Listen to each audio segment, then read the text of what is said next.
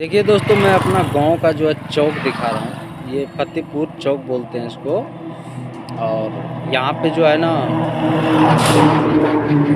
बहुत बहुत मज़ा आता है घूमने में।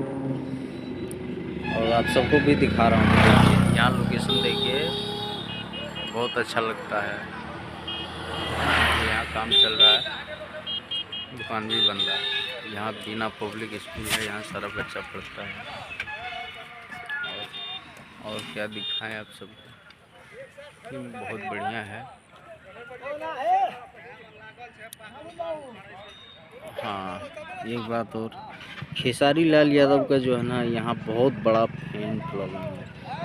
कहाँ पे? अररिया डिस्ट्रिक्ट में खेसारी लाल यादव जी का डंका बजता है। तो ये ट्रेंडिंग स्टार के लिए खुशी की बात है। चलिए ठीक है, और वीडियो के लिए इंतज़ार कीजिए और वीडियो